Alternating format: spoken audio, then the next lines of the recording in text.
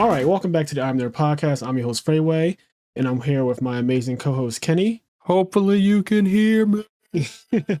And we are back to do a Chainsaw Man Season 1 recap / review / discussion. We did cover this anime slightly when we did the beginning of the fall anime. I think we covered Chainsaw Man, My Hero Academia, and what was the other one? That's a good question. Bleach. I think Bleach had aired its first episode. Yeah. Bleach. I feel like there was one more, but I don't know. Yeah, there might have been another one. I'm not sure what we all were watching, but I feel like those were the main three. I mean, those are currently, outside of Demon Slayer and Attack on Titan, those are the big three anime. Chainsaw Man was highly anticipated, and I had my suspicions that it wasn't going to live up to the hype, honestly. And when I watched episode 1, I think our consensus here on the IMNerd podcast was just, it was okay. Nothing groundbreaking, nothing too crazy. Animation was fine. The setup first episode storyline was fine. Typical cliche, nothing to really write home about. And I went on to continue to watch it week to week for a little while. So I watched episode 2 and then episode 3 as they aired. Kenny doesn't do that. He usually only watches episode 1 until we do our full season review. But we do episode 1 of everything just to kind of review it at first and give our thoughts on what's going to happen and where the story's going. And this is pretty much for every show. It's kind of like our little formula. And then we come back to it. If it's really long, I think that we've just started the process of doing a mid-season review. So like when House of Dragon season 2 comes back, we'll probably stop at episode 5, do a mid-season for that one, and then we'll do a overall, let's talk about the whole season from 6 to 10, but also just everything that has happened. Because when you have an hour of content per episode and you're covering 10 episodes, it's just kind of unfair to try to do that in, I don't know, a 2-hour podcast. So, but anyway, as for Chainsaw Man, I did start off watching it week to week, and I honestly thought it was mid. I got through episodes 1, 2, and 3. Episode 3 is the one where Miyawi got stolen from Power, and she was crying about it and asking Denji if he could go and kill the Bat Devil so that she could get Miyawi back, which was literally her cat that she had planned to fatten up and eat, and then she fell in love with it and became her best friend. And the Bat Devil knew that and said, I want you to bring me human blood, otherwise I'm going to kill your cat. And so that was like, the whole premise of that thing was a bit ridiculous, and I started to feel like this anime was an anthology in a sense that every episode would just be like, you know, Denji going around with random unhinged devil girl, and they just have like misadventures and nonsense. To jump ahead a bit, I was really surprised that this anime changes its tone quite a lot midway through. Like, specifically, and we can go back, but specifically the part where Makima is on the train and she gets assassinated with a bunch of her other public safety people. That was the turning point for me with this anime. I thought that this was just going to be like some perverted main character who's probably overpowered because of his devil, which that may still be true. Goes around and just has like crazy adventures every day, killing devils as he's assigned to do. And then like you might have this overarching storyline, but for the most part, that was it. And then when it got to that part on the train, and you watch one of the main characters die like that, I was like, what the like, it came out of nowhere. And from that point on, the entire tone of Chainsaw Man and what I thought of it completely shifted. But I will say, to jump back a bit, that I did think they did a good job, like episodes 5 and 6. If that's the episodes where they were trapped in a building on the 8th floor. Yeah, I think it was around that area. Yeah, I don't know, like the six area, something like that, 6 to 8.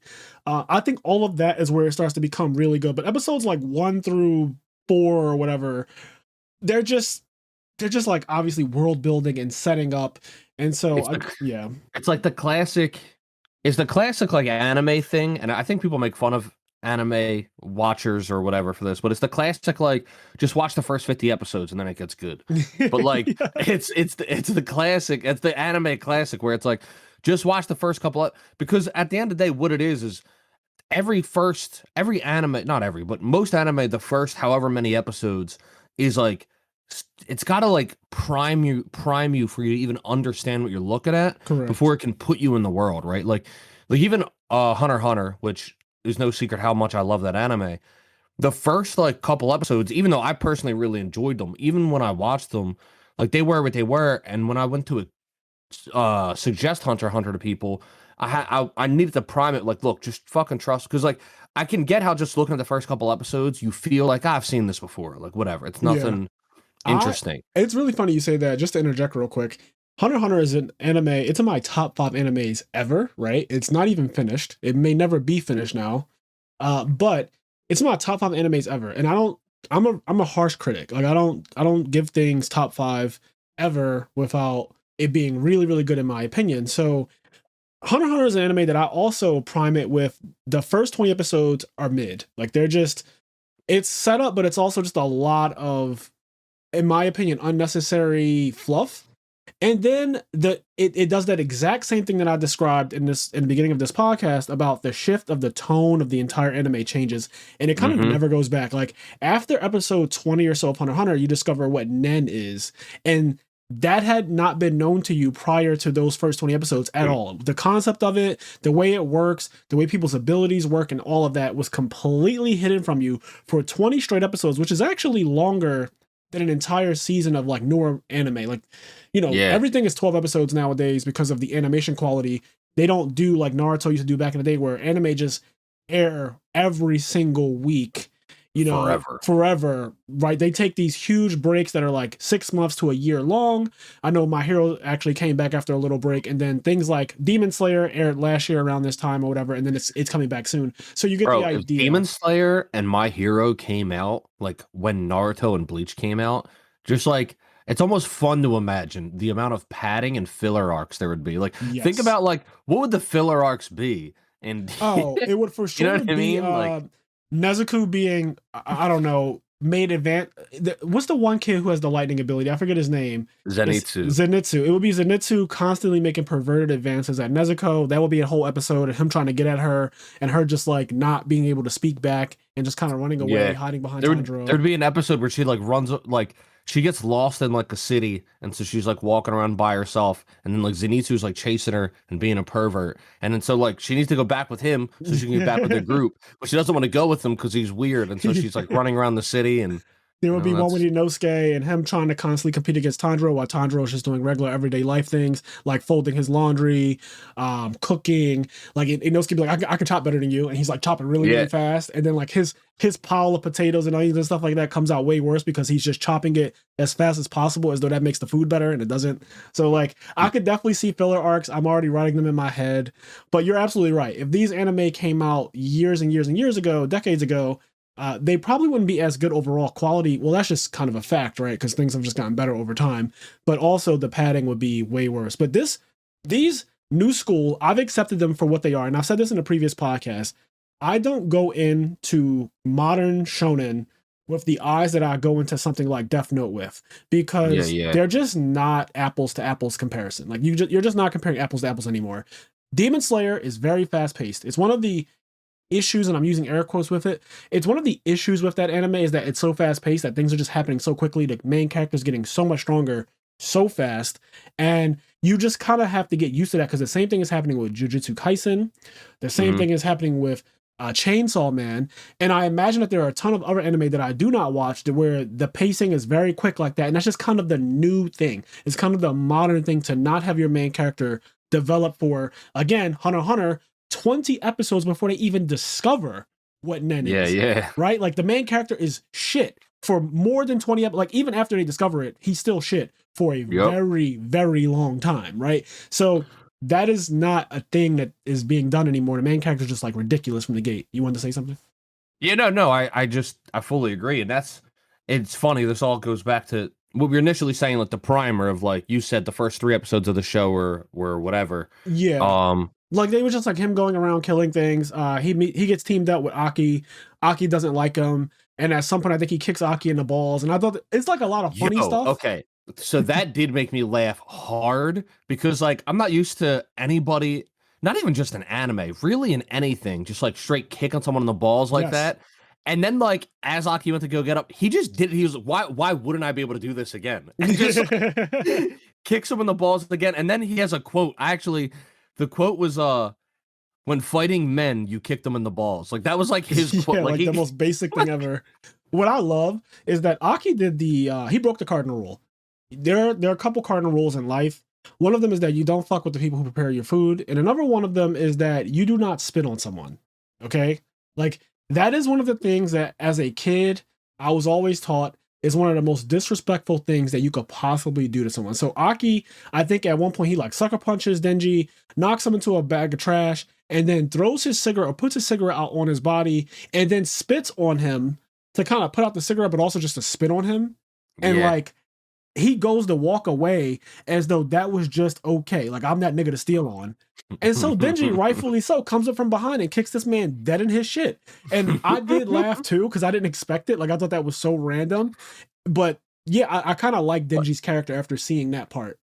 I like Denji's character in general. Like I enjoy the fact, because for a second, it took me a second to remember, because I didn't rewatch episode 1 after like watching it and then going back, and I just went right to episode 2 because I remembered most of what happened. But you got to take into consideration a big part of his character, and something that it's like how absurdly poor he was, like the amount of like poverty he was in. So that has like a play on his character, and something that I appreciate is like the things he appreciates in life and his like dreams in life are so much simpler than everybody around him. Yeah. To kind of the point where like they don't believe that could possibly be like his fuel for ambitions, but like it is. Like for him, a warm bed and being able to put fucking jelly on toast is like it's the greatest. Like you couldn't possibly give him anything more.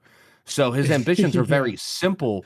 But I enjoy that of his character. He almost has like a childlike innocence to him. He does. Even though he is obviously a teenager, he definitely does have that childlike innocent quality about him, in the sense that not innocent like, oh, I am not capable of doing bad things, but innocent in that he's not a real member of society like how you and I are, and we've been for a very, very long time. We just know, like, we take a lot of things for granted. We don't really care. Like a peanut butter and jelly sandwich, sure, I'll be happy if you made me one. I love Uncrustables. Don't get me wrong. Like I go up for Uncrustables, but it's not like the best thing in life to me, right? It's not my goal that I will be able to buy and eat Uncrustables for the rest of my life. Like that's not a goal for me. It doesn't really make or break my life at all, but for him it literally makes or breaks his entire life, and I appreciate that because he cares so much. He doesn't take anything for granted, really. It's all like, and you see it when and so I agree with you. One of my favorite, like one of the episodes that like I was kind of like, oh shit, like this is really interesting, was when they were stuck on the 8th floor of that hotel. Oh my god, that whole arc so good. The things that were happening, like the one dude went down the stairs and then he came down from the top, and then like they were going in the door and and everything they were doing was so interesting and trying to figure out what was happening. And that was really 18 the entire time, no matter what. The time didn't move, so they were like, no one's actually going to come save us because time isn't actually moving in the outside world. It was really cool. So there was a part where like they can't figure out what to do, and so Denji's just like in one of the beds, and he's like, this bed's really comfortable, and he's like, all right, I'm gonna take a nap, wake me up when you guys figure out like what we're gonna do. And they're like, are you serious? He's like, yeah, it'd be a waste to not sleep in this bed, like it's so comfortable. And then like he just goes to sleep, and everybody's like, how the fuck is he sleeping in this situation? And like that's something I appreciate. It's like at the end of the day, he's like, there's literally nothing I can do right now. So I might as well like get some rest. I also think that he says something along the lines of, because we have technically infinite time here, I can sleep as long as I want, theoretically, right? Theoretically, I can just go to sleep, and this is kind of perfect. Time isn't actually passing, so I can sleep as much as I want. And that's a thing that I wouldn't even have considered, right? Like I would have been in instant panic mode. I would have been the one bitch who was literally a nervous wreck. I think her name is Kobeni. I would have been like her. She is absolutely ridiculous. She's another character that's kind of unhinged, but she's a nervous wreck. And so she started panicking in this situation. And I think that I would have been a little closer to her in this situation where you go down the steps and you end up on the same floor. You go up the steps, you end up on the same floor. You open the door, you walk in, and you can like see a mirror of the room across the hall somehow. Like a lot of weird shit was happening. The time is stuck at 8:18 on every clock. You guys killed a low-level devil when you first entered, but like for some reason its magic per se did not dispel itself. And so despite the fact that you killed this thing, which normally they explain, I think Aki says it, he's like, when you kill a devil, its effects on the environment and everything about it goes away. It dissipates. And this is part of the world building that I like about I was going to say Jujutsu Kaisen, because curses are very similar to devils. I was going to say also, just try not to lose your thought, but around this episode, this arc, I started to feel like this is very similar to JJK, but Yes. it's like it's reined in a bit because obviously the Chainsaw Man is like kind of nuts, but it's the level isn't as Yes. high and crazy, but the feel of the show and what they're doing felt similar to Very JJK. similar. I agree. And so, as they're doing this world building, there are other things that you find out throughout the show. And I'm not exactly sure when exact episodes certain things are explained, but one of the big things is that devils get stronger based on people's fear of them.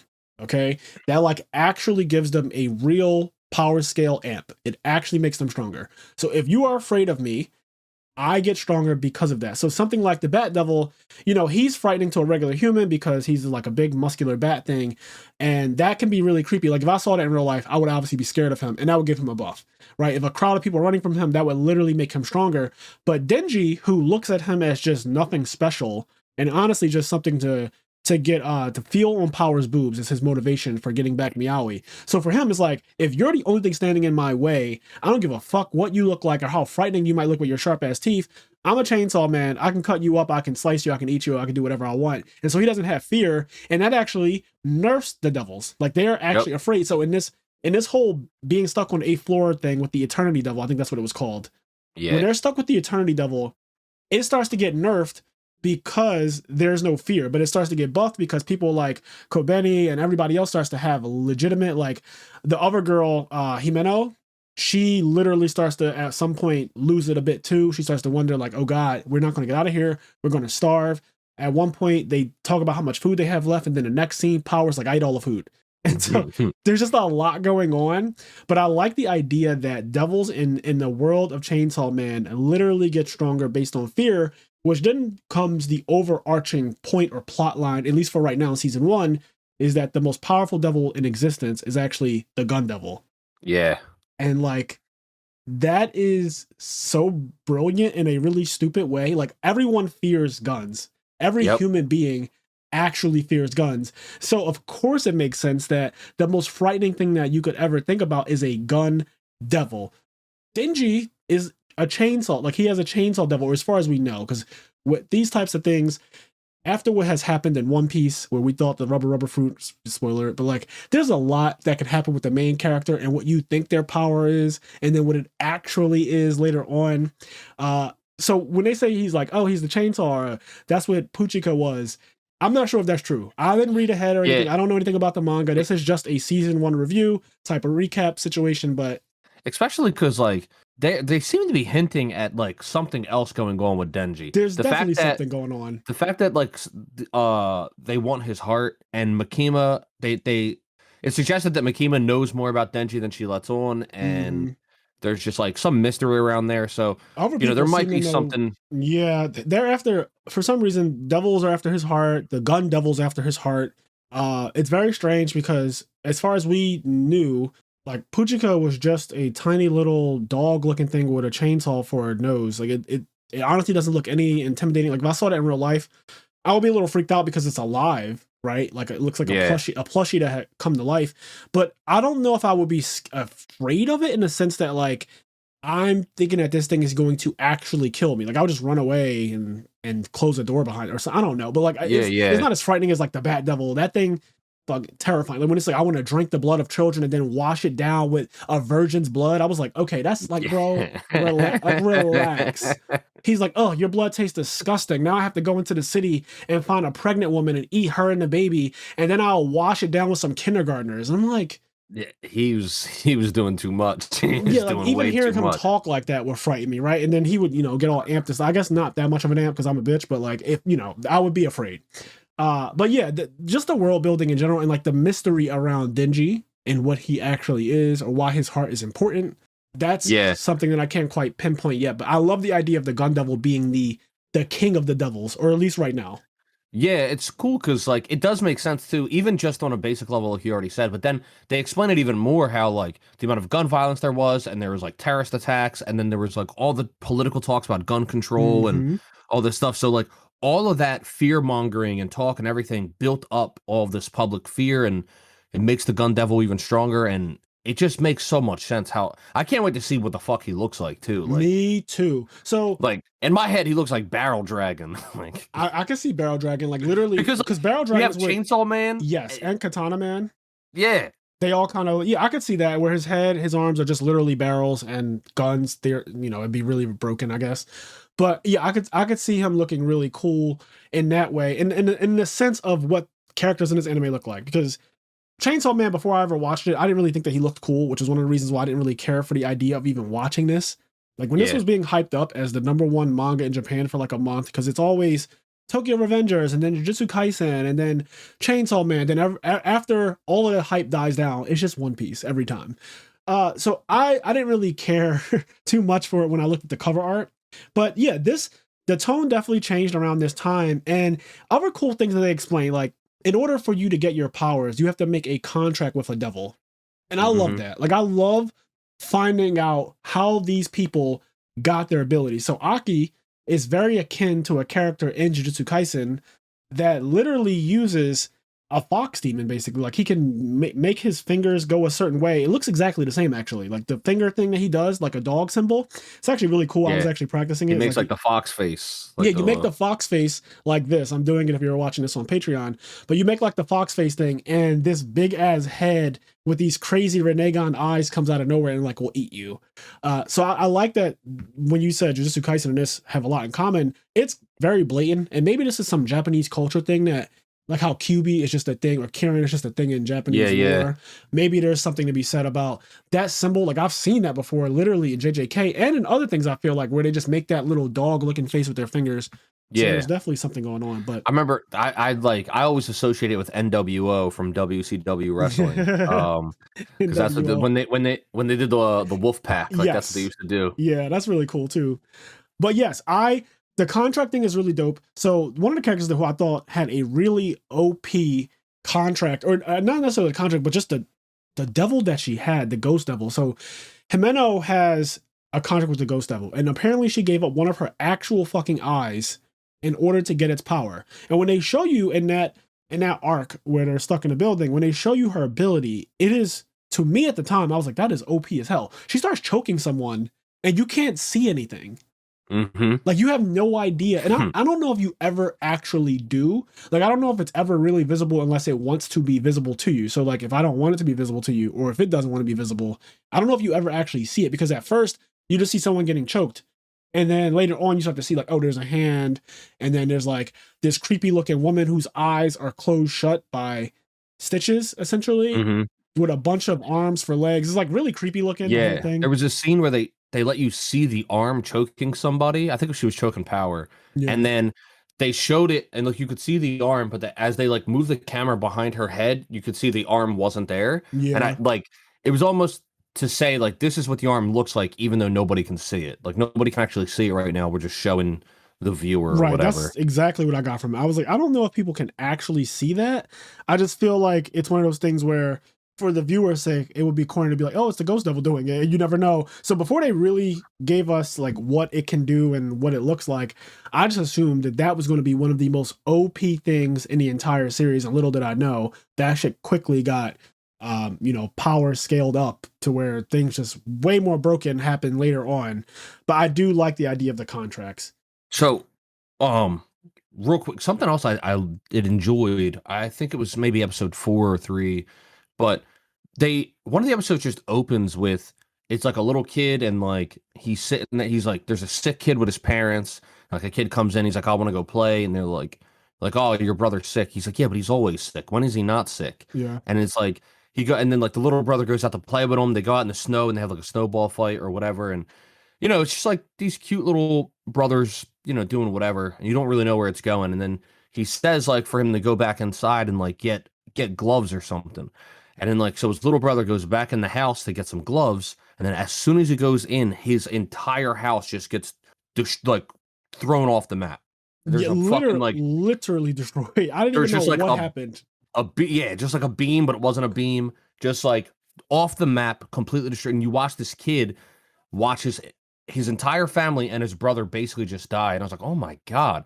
And like, you're watching that. And then like the scene just like switches to Aki, and you're like, oh my god, that was like you realize like, oh, Yes. that kid is Aki, and it was cool because I do like the fact that I was watching a flashback is going to provide character development for this character, but at first I didn't even know I was watching a flashback. Like I didn't even Same. know like for all I knew it was present day, right? And then all of a sudden you realize it's Aki, and it like adds depth to his There's character. a And throughout whole the episode, reveal with some that. things happen. Yeah, it's really Yeah, yeah, there's like good. a whole reveal with Aki's character because he tells you from the gate, my parents, my whole family was murdered by devils, which is why Yep. I am a devil hunter. So that's a very basic motivation for any character in an anime to do anything, right? My family, I had someone that I loved. They were killed by this evil source. Therefore, I hate this thing, and now I've become a police officer. Like Yeah, yeah. Batman was created how? Because his parents were murdered in an alleyway, right? So like a criminal created Batman essentially, and it's the same exact thing with Aki. He's like, I'm a policeman now, essentially because devils exist and they killed my family. You don't know the circumstances of what happened to his family, exactly how it happened, what devil killed him. I don't think he mentions it at first. And then it's Nah. revealed that the fucking gun devil is what killed his family. And in that flashback that Kenny's talking about, the narrator sounds like Makima, but the narrator is saying how 1.2 million people were murdered in under 5 minutes. To Yep. give you some context of how ridiculous that is, okay? That we know that the estimates for the Holocaust are around 6 million people, and that takes place over the course of years, right? Like actual years pass for the Holocaust. But for 1.2 million people to die in 5 minutes, there's never been anything that catastrophic outside of something like an atomic bomb, and I don't even think that was 1.2 million people in 5 minutes. Like I'm not exactly sure, but it would be atomic bomb level. Like if somebody dropped an Yeah. atomic bomb on Philadelphia and wiped out the entire Philadelphia, then you get those kind of crazy ass millions of people in a very short time numbers. It is actually absurd when they said that because it wasn't spoken about as though it was an atomic bomb like a Hiroshima Nagasaki situation. It was kind of like this incident happened and we all became extremely fearful of devils, and all devils across the world got a buff because of Yeah. that one thing. Like they explained it in that flight. It's so crazy, man. Yeah, and when they show like what I don't know if this is exactly what happened, but it seemed like to me that beam thing maybe he shot just went really, really, really, really, really, really fucking far. Like it just Yeah. was like this line that was not stopped, and it just ran through Yeah, like we don't, houses and villages of people. and I imagine we're going to get more context into that, but I agree with you. I think that it kind of just was a wave of energy that went around, and anything in its path I got killed and destroyed. Literally just that. It looked like go ahead. if you ever played, I know you have, but in general, if you ever played Final Fantasy X, there's a part where toward the end of the game where Sin like does that, he like charges up this beam and he shoots it, and when he shoots it, like the whole like everything around it like warps, and he just like obliterates everything Yeah. like in this path. Yep. And that's what it reminded me of. It was so crazy. It happened so fast though. Him and Aki and his brother were just playing in the snow, and they're having a little conversation, having fun. And then the younger brother goes back in the house. He turns around, looks at his older brother, closes the door. And the second he closes the door and he's out of sight, the house just gets obliterated. It is such a crazy scene because the start of the episode with that is out of nowhere. It was really well done. I just also Googled how many people were killed in Hiroshima and Nagasaki when the US bombed Japan. Just to kind of clarify here, total casualties, and this is all estimated because even to this day, it's not known the exact number of casualties caused by this catastrophic event. But estimates for Hiroshima, total casualties are 135,000, and for Nagasaki, 64,000. So that is around 200,000 people killed by that. So just imagine 1.2 million people dying in 5 minutes for any reason ever. That is like I actually can't fathom the idea of that. That would cause You fear. can't. That would cause a level of fear in me and probably everyone else that is like indescribable. Yeah, because think about this: like, America is the country that launched the atomic. Like, we are the only country Yeah. that used the atomic bomb, right? And in using the atomic bomb, it made Americans scared. Like, we're the ones that Yes. used it. It made us scared of the atomic bomb. Yeah, forever. Like we still fear and talk about nukes, and when other countries say that they have nukes, we start wars over it and stuff like that, weapons of mass destruction, whatever you want to call it. But yes, nukes are still feared to this day. So I guess when I think about it, and now that you just said that, that kind of gives me some maybe some foresight thinking, because you know how we get, and we don't know. Like, I haven't read the manga. I don't think Kenny has either. So we're kind of going in blind with this, but a nuke devil would, I guess, be way more feared than like a gun devil. It could be argued the other way though, that guns are more like, guns are scarier to the average everyday human than a nuke, because I guess there are less instances of us dying from nukes. You're scared of guns more often. Even though like a nuke is scarier, Yeah. you're more often scared of guns because like a nuke, you're only scared of a nuke, at least in present day, when when it's thought of, when the conversation is brought up. But in everyday life, like when I go out into the street, I don't think I'm going to get nuked. But absolutely not. I can live in a neighborhood where I'm like, I hope I don't get shot. Like, yeah, every day I leave my house because I live in Philadelphia. It's a major city. Major cities are notorious for having a higher crime rate than their surrounding suburb areas. And so every day in the city, you always hear about somebody getting shot. Philadelphia, I think, was like number 1 in 2020 for murder violence, and number 2 in 2021 or something like that. Like top 3 cities in the entire country for gun violence. And I've become accustomed to just staying in my house a lot, going to play Yu-Gi-Oh with my friends, but literally going from door to Uber to door to Uber back home. Like, I'm not really like outside walking around very often because of my natural fear. This gun devil will be so ridiculous in real life, but because of my natural fear of just violence that happens in the area. Like, I don't live my entire life as a hermit and secluded because of it, but I am pretty cautious about the idea of being the unnecessary risk. Exactly.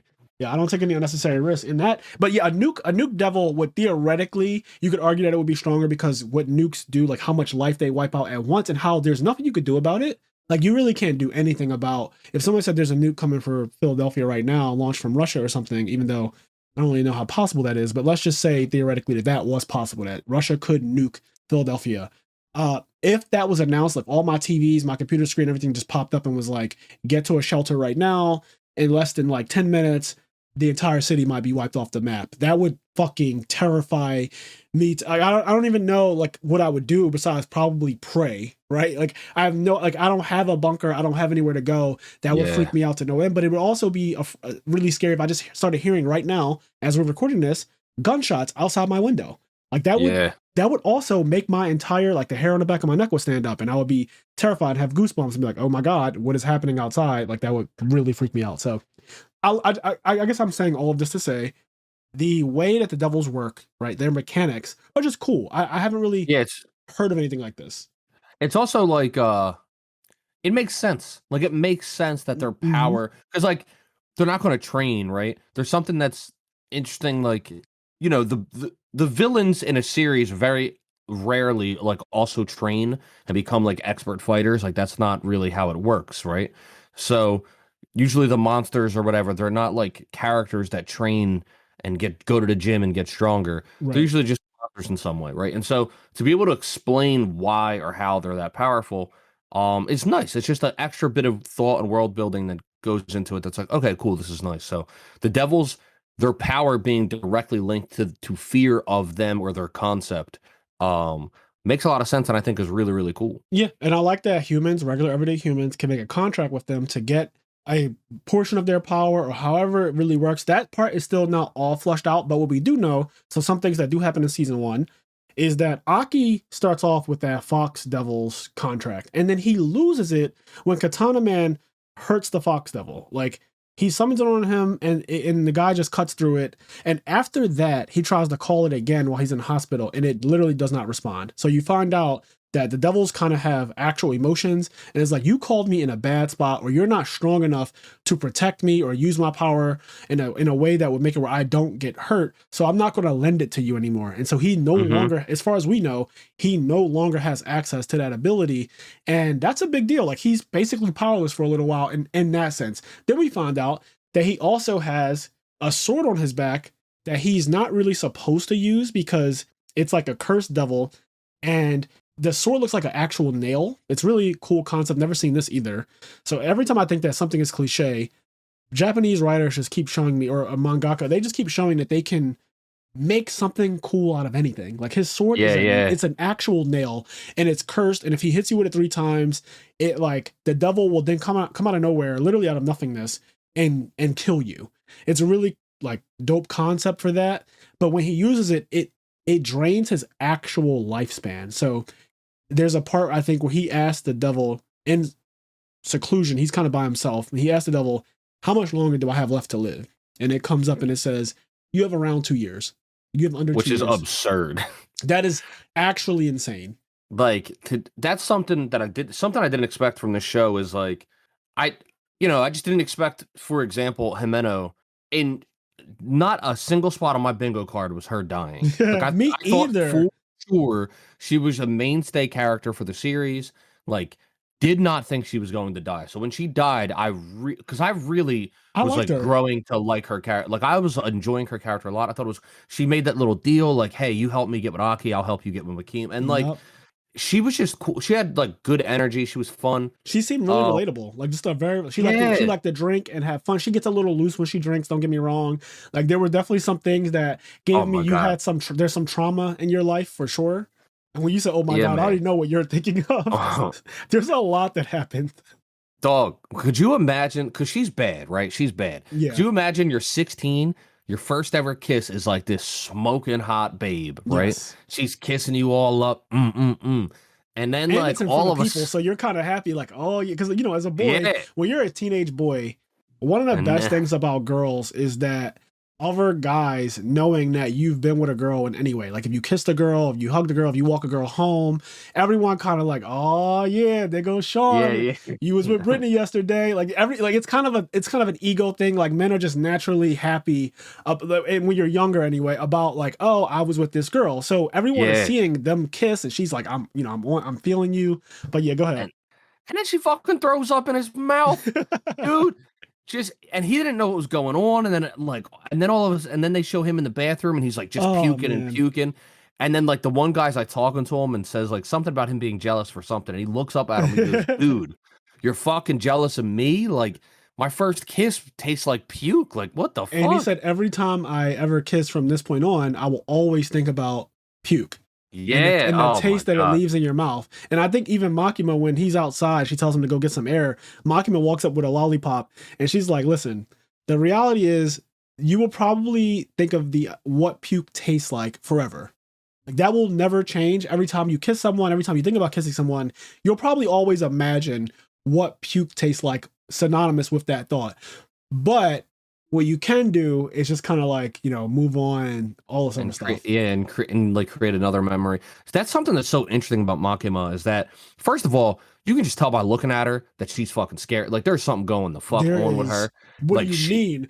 She like is terrifying after this she, season. she is absurd. But even before the Yeah, thing, I she agree. is absurd. And it's interesting because like her interest in Denji and like the way she conducts herself, he's really and like when she like treats Denji like this pet, like a dog. And Yeah. like for Denji, like that doesn't feel belittling because like the way he grew up, like he loves like he can't believe somebody wants to take care of him or care Yep. about him in any way. So like he loves it. Whereas I think other people could potentially like be disrespected by it and not Yeah, if a appreciate it. if a person that I like started referring to me as an actual dog, right? That would be condescending to me because Yeah. I don't feel that way and I'm not destitute like Denji. So if there's nothing cute or nice about you referring to me as a dog and giving me commands like a dog and stuff like that, and just everything that you say about me is a dog pronoun or a synonym for dog, right? Like that would Yeah. not make me very happy. But for him, he loves being her pet. Like that actually Yeah, yeah. turns him on a bit and it makes her He's on hotter. it. Yeah. And so it was cool because first of all, I didn't realize until the one episode of the went drinking that he's 16. They probably said in episode 1, but I forgot. But he's Same. 16. And not only is he extremely poor, destitute, and he grew up like in debt like his whole life. Like he has this very absolute struggle of a life. He's also 16, so he's young. And so there's things he never got to experience. So some of his motivations really make sense, and it's not just to be funny. Obviously, Right. part of it is that it's funny, but his motivations make sense for being somebody who has nothing and is 16. So anyway, one of his motivations is like to touch a boob. Like he wants to like he's never touched a boob before. Yeah. He wants to touch a boob. And then so when everything happens and stuff with power happens and he finally gets to touch her boobs, he's like, wow, this is it? Like there's nothing You know what's so really cool to about it. that? I didn't think that it was going to happen. Okay. I thought, Yeah. because I've seen so many anime or stories and stuff where a character has a motivation right? And it's something perverted like that, and it never really comes to fruition. Like, I think there's a part where Jiraiya wants to spy on women in the hot tubs. Naruto kind of wants to do similar things because he's inspired by Pervy Sage, and they don't actually get to really do those things. I think Tsunade catches him peeking, and she hurts him, and she puts him near death and stuff like that. But oftentimes when these characters have these kinds of motivations, they don't really come to fruition. So when he's like, my motivation is I want to feel on boobs, I was like, God damn it, is this going to be an anime? And this is me trying to predict everything, but is this going to be an anime where the main character never gets to feel boobs, and every time he comes close to it, something random happens that prevents him from doing it? So when she's like, yo, if you save me, Aoi, I'll let you fondle my boobs 3 times. And he goes and does it. And so the next episode, I'm like, all right, like, it's time, right? Like, give my man his just due. Don't fuck him over. Like, I actually want my man to get to feel these boobs and go on about his life and learn what it's like to feel a girl's titties. So she brings him in the bathroom at one point, and it's like this whole moment. And honestly, I was nervous. Like it was me. Bro, I was like, somebody's going to barge in. Aki's going to come and say, what the fuck are you two doing? Get out of my bathroom. Yeah. I was like, something is going to happen, and he's not going to get to touch him. So as the scene is happening, my palms are sweating, and he's all like super happy about like, and he gets all close to him, and then he squeezes him, and he keeps squeezing him. And like you said, then he gets to the point where he's like, this isn't actually as insane as I thought it would be. Yeah. And so I thought that was cool. And then the follow-ups, because like now he's like, so he says something actually pretty profound. Like it's like a couple days later or whatever, and he's in Makima's office and he has to do paperwork. And she's like, "What's wrong with you? Like, what's your problem? Like, you haven't been yourself." And he goes, "I had a goal, and I finally achieved my goal, and I realized like I was sad. Like it didn't." He was like, "Is my whole life going to be like it doesn't matter? And is the journey just always better than the destination?" Right. And he was like, "It feels like it was worth like all this stuff." And then she asked like what the goal was, and he says like, "I like to touch boobs or whatever," right? Really silly. But then, and this is where it's weird, like, why would so she goes and she starts like caressing him and seducing him and like explaining to him like it's so much better when you actually know the person and you have a connection and feelings with the person. So she's whispering in his ear and like letting and like biting his finger and like doing all this stuff. And then when he feels her boob, he has like this electric that goes through his body. Like it feels so much different because of the buildup and what went into it, which is true in real life. Like the feelings and the understanding makes things feel better. So anyway, the point is though, is Makima is so interesting because, like you said, the part where she gave him that lollipop and like the indirect kiss and kind of teased him, and then when she caressed him, do any of that. She doesn't have to do any of this, and it seems like she has this very special interest in Denji, which goes back to there being something more than him just being this chainsaw devil. I want to touch on what you said about the goal versus the chase, because I relate to that on a very deep level in real life.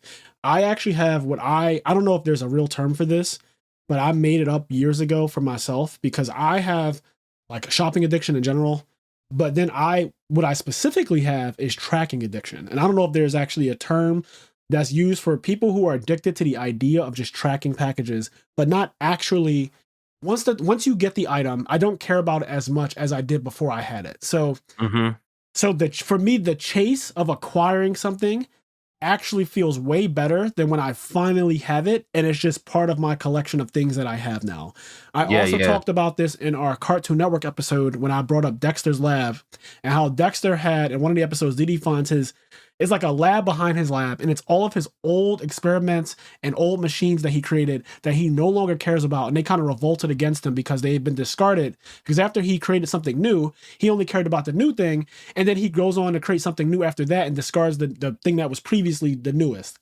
I suffer from this as well, where the chase for me, a lot of the time, the idea of something is better than actually the thing itself. And to be more specific, to not be all ambiguous about this, there have been people that I've had a crush on like Instagram and stuff like that right? Like I've had crushes on people, like we all follow people on Instagram that we probably just find attractive. And you say to yourself, this person's too hot. I'll never be with this person. Or maybe they live somewhere really far or whatever the case may be. You're like, this person isn't actually attainable, but the idea of them, like the idea of sleeping with them or fucking them or kissing them or taking them out, whatever you want to do, like the idea of that is so strong and it kind of like makes you like them.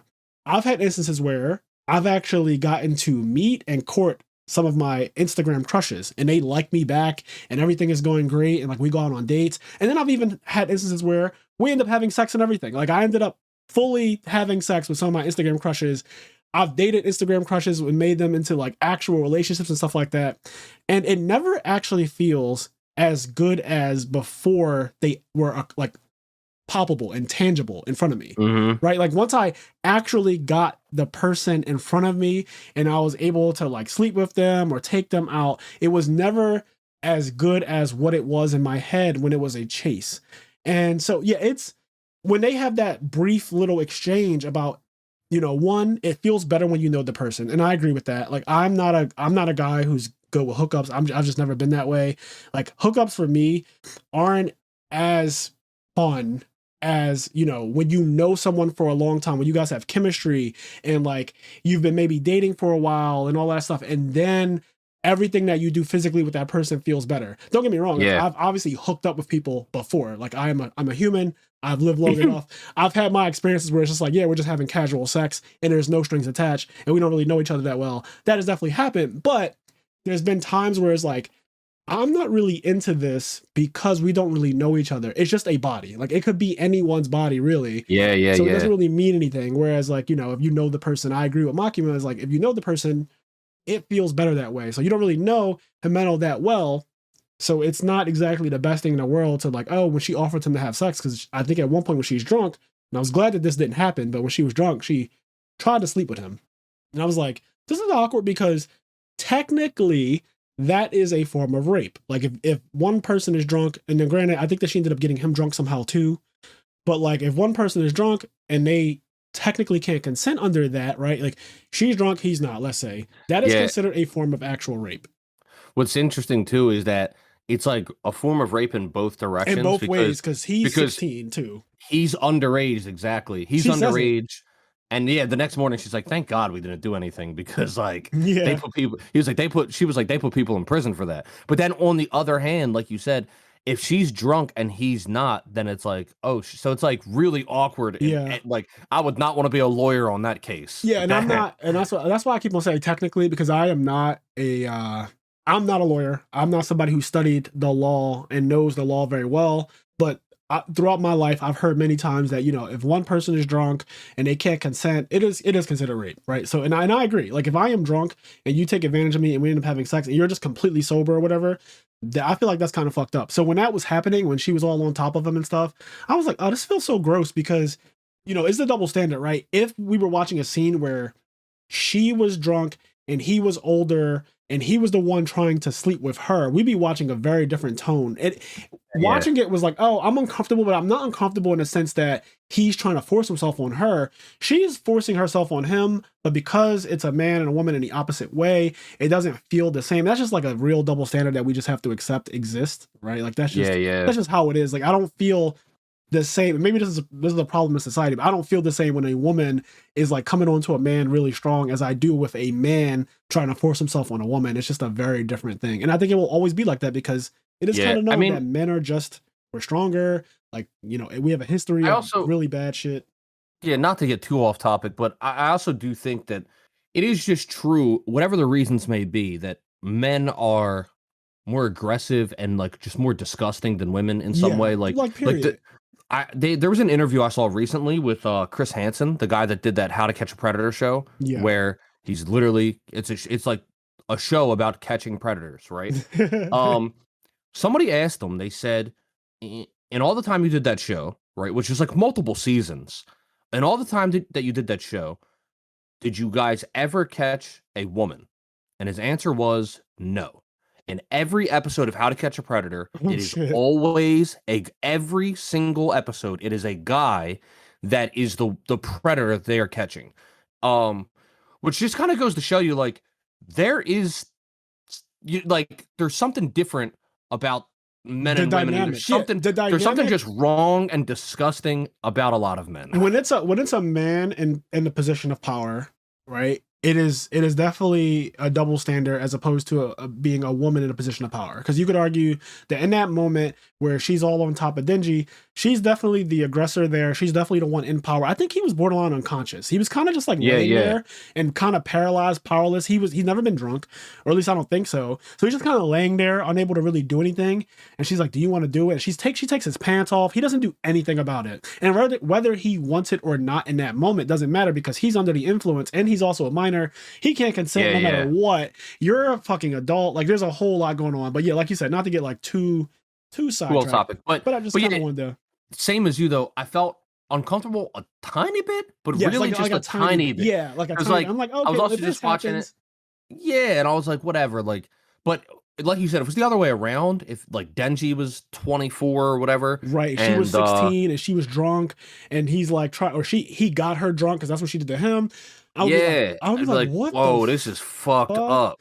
Yes, and not to say that there's not some Japanese mediums that definitely do go there, right? Like I've definitely seen my fair share of like anime or manga that just the Japanese have different laws and stuff over there, and I definitely do not agree with some of the things that they are willing to show and do, and we have very strict and thankfully so like laws over here about that type of thing, but I didn't know what I was watching at first. And I was like, oh yeah. Like, please don't let this go down the way I think it's about to go down. Even though it is a guy being taken advantage of. It's still like, what is it still? So yeah, whatever it may be, it's interesting, like whether it's society that caused these or whatever it is, but we do think about it differently. And I'm not saying that's a good thing or a right thing, but it's just like at the moment where I am in my life where it's like it does feel different when you see it that way. Yes. Now, another thing that I noticed about the world building and I was going to say Jujutsu Kaisen again, in Chainsaw Man, the contracts are not equal.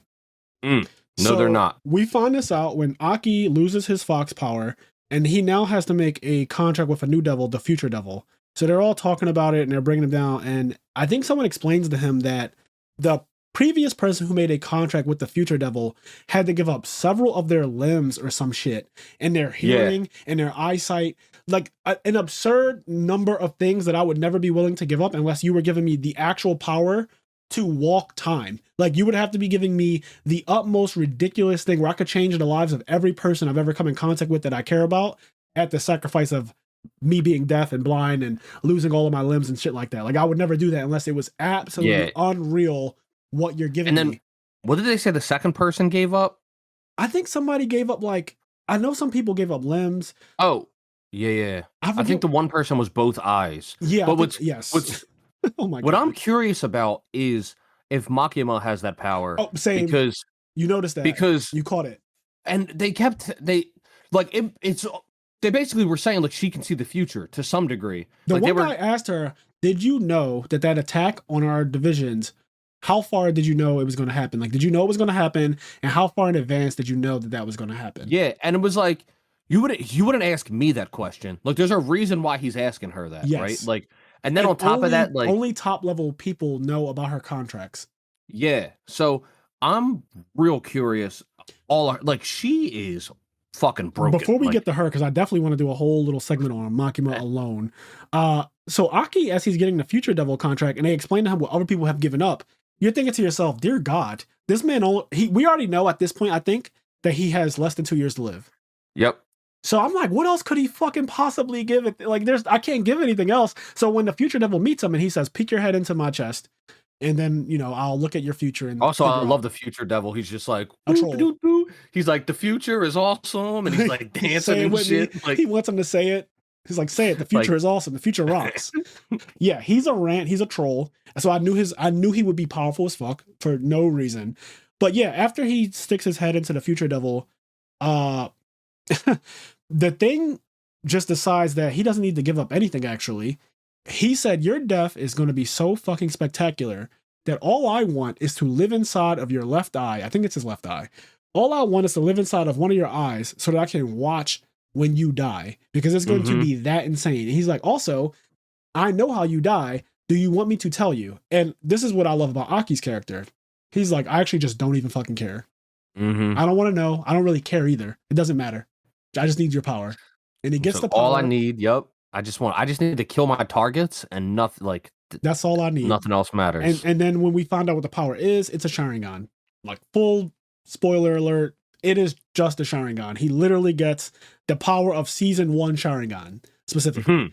Because the Sharingan starts bringing down meteors and shit after a while. But before it does that, it used to just be able to see people's movements prior to them making the actual movement. And so he gets the ability to peer into the future by like a nanosecond or something. And that's what I think it starts as. I think that's like the base point of it. And Yeah. how scaling goes in shonens and in manga. It's going to probably get more out of hand, or he's going to get stronger and faster, where that nanosecond thing that he can see matters a huge amount. I'm not exactly sure how long it was that he could see into the future, maybe a few seconds or whatever, but I'm just going to say like a nanosecond just to make it sound cool. But yeah, he can see into the future when he's fighting, and he ends up fighting that girl Akane who has the snake devil. I don't really know what it's called, but it's like a snake devil, and it beat the ghost devil in like one shot. He uses it against her, and he's able to dodge all her attacks and dodge everything that I think at one point the ghost devil was attacking him and stuff, and so he kind of realized that I don't fear you anymore, therefore you can't hurt me. And he tells like Himeno, who's passed away, like, I'm going to continue on like I said I would do in honor of you. And he has the cigarette that she gave him. She's the person that actually got him addicted to cigarettes. So her character, I said she was unhinged earlier, and what I mean by that is she almost slept with a minor because she got too drunk. So she turns up to a point where she's no longer in control of her actual inhibitions. But then she also got another kid basically addicted to cigarettes. Yeah, but it was cool. I liked when they showed the extension of the flashback when like she forces the cigarette on him, and then he says like, you're really fucked up. Like you're trying to get a minor to smoke cigarettes, and she goes, wait, what? Oh my God, give me it back. She's like, you can't have it. She was like, but as soon as you're legal to smoke cigarettes, like this is the one you're going to smoke. She also did something similar when they were at the bar. They were all drinking, and then she found out that Denji was 16. And then she goes, wait, what? What have you been drinking? And he goes, I just had tea. And she goes, good. Like, you're not allowed. But it's funny because, like, she is unhinged and kind of wild and kooky. But then when she does find out that, you're underage or that you can't do whatever it may be, she's like, wait, hold on, wait a second. We're all just having fun, but you're not allowed to do that. Yeah, no, it's... she's all over the place. She's, like I said, borderline sleeping with a minor. I did like the part, too, where they all feel bad about wanting to kill Denji, and then like Aki's he's like, these two feel bad. They feel like they might have to quit, because they were almost going to kill Denji. And then Ameno goes, yeah, but I almost did that too. Like they need to get over it. Stop being, kids are so sensitive. And and it's like, it's so weird because like the person that should be sensitive is Denji. Right, because like 3 people tried to kill him, but he's just like, she's the one saying like, oh, they're sensitive for feeling bad about wanting to kill him. Like, get over it. That was yesterday. Oh man, this show really is it definitely caught me off guard. It subverted a lot of my expectations. I kind of went in with low expectations just because it's called fucking Chainsaw Man of all things, and then it just ended up being good. Like I don't know how else to put it, but it just ended up being good. And yeah, my expectations were mixed in that I saw the manga art, and from what I've seen in the manga, the art is like really, really good and clean. And so I really enjoyed that about what I've seen from the art of the manga. But then, like you said, it's called Chainsaw Man, and like it looked kind of silly, and so I didn't know what to really expect from the plot. And so I just went into it with kind of just like, we'll see what happens. But it is pretty good. Like I enjoy it. It's not my favorite thing that came out last year, but I do really like it, and I can see potential, and that's something that's exciting me. I'm very interested in what's been put forward, and even though right now I don't think it's incredible, I can see where it can go somewhere incredible, and I'm excited to see if that happens. So let's talk about Makima finally, because this is probably the moment that a lot of you have been waiting for. She is right now the main character of the show that's making it interesting, right? Like her and the Gun Devil are the 2 biggest mysteries in the show. And I just love the mystique surrounding her. It's the same reason why I think Demon Slayer's villain is so good, Muzan, because we don't know a lot about him. And that keeps us wondering and wanting to see more. And you only get a little bit of them every season. So there's not a lot of Makima in the season, right? Like you don't get to see her that much, and primarily focuses around the actual main character, Aki, Himeno, those guys, Power, all of them. Makima, when she's on screen though, your eyes are kind of glued to her. Not to mention that her character design is really cool. The way her eyes actually look, like I love it. Her actual eyes just look really dope to me. Yeah. And like you said, there's speculation that she might have the Future Devil as well as a contract, but we can't seemingly tell that she's given up anything. Like, to us, it doesn't seem like she's given up anything. We don't know. Maybe she gave up emotions or something. I don't know. But like, I was thinking the same thing. Maybe she gave up like emotions to some degree, like because she is always just center. Like there is no, she's never flipped in any direction. Like she's always just like center, no matter what situation, whether she's seducing somebody, whether she's getting shot in the back of the head, whether she's murdering 30 people, her emotional, she just always seems very center. Like nothing is swinging her in any direction. So her ridiculous power that she starts using after the attempted assassination on her, people just started getting crushed. Okay. And the only time I've ever seen something similar is in Hunter x Hunter. When was it Aluka? Is that the name of it? So Aluka and Hunter x Hunter is the younger brother / sister of Killua.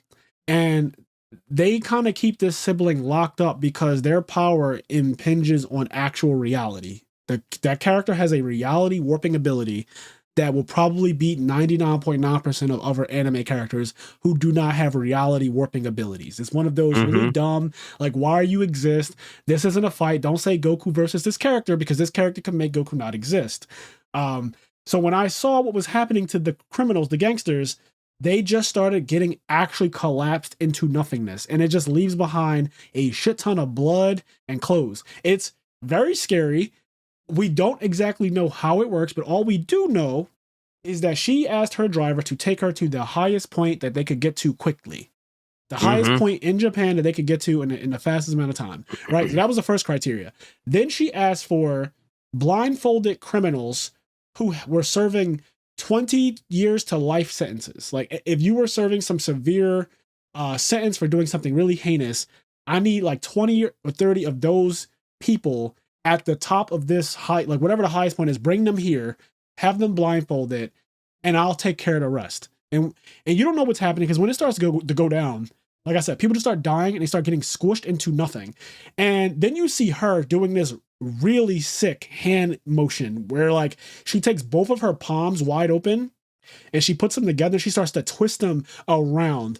And as she's doing that, they show you a person literally getting squished into like he's being compacted. He's being fucking compacted as a person. It's just crazy.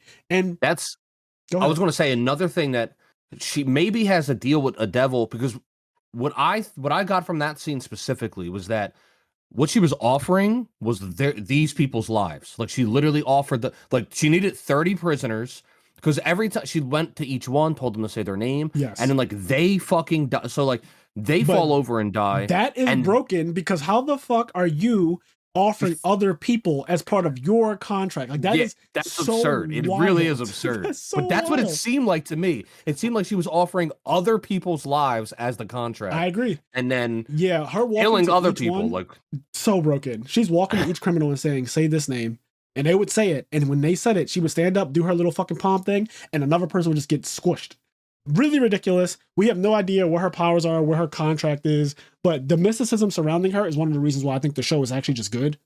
Period. Like it's so good. Also, another scene that I thought was amazing, and this is one of the things I love about her personality. Like you said, she's very center all the time. So after the assassination attempt, and the first, second, and third division are all being combined with the fourth division now because most of them got wiped out except her. And one of the guys who was the head of one of the divisions, he comes up to her at the train station as he's giving his two underlings to her.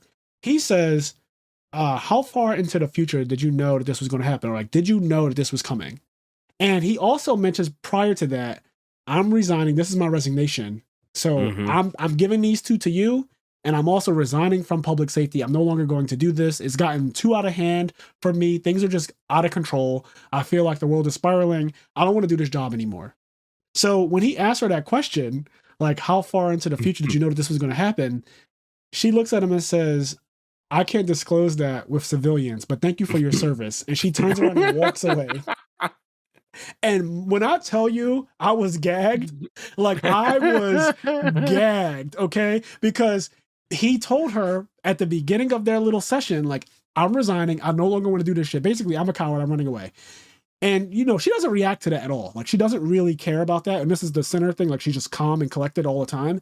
But he says, like, I'm resigning. And then later on, he has the nerve to ask her, like, did you know that all these people were going to die? Did you know that you were going to be attacked? And she just smiles at him kind of like blankly and says, I can't discuss that with civilians. Calling him a civilian when he was like one of the top officers is just the level of condescension in that. Like the level of condescension in that is so crazy. But she's So like, oh, but thank you for quick. your service. I love it. Love it. She's awesome. When she goes to the mobster's home and she's just sitting in there, and then like at one point they all like pull guns on her or something again, and she's just like doesn't care. She Like never it's buggles. there's so many situations where, especially toward the latter half of the season, where she's just in situations and nothing matters. Like, dude, the one scene on the train where everybody gets shot in the back of the head is insane. And then they show her body just Yeah, slump. we see her dead. And I was sitting here like, and what's fucked up is this part gave me hope. Because I saw her dead, and I was like, well, she's not dead. Like, I knew for an I saw her fully dead body, Yep. bullet in the back of her head. I stood I up. was like, I like sat up in my I was slouched on my couch when I was watching it. I watched it on New Year's Eve, okay? I was slouched on my couch, kind of just sprawled out. And that made me sit up. Seeing her get shot and her lifeless body on the train with all the blood and everything, I said, "Oh shit."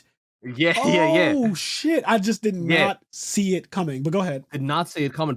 But at the same time, I was like, I know for a fact that this character is not dead. I don't know what's going to happen. I don't know how it's going to happen. Right. It's like, I know for an absolute fact this character is not dead. So when Jimeno was saying, like, to the ghost devil, when she was like, I offer you everything, because she wanted to try to say, and then like, you see her, like, her arm just disappeared. Yeah. Her other arm just disappeared. Her waist disappeared. And as she's like trying to fight, the Akane and the Katana Man.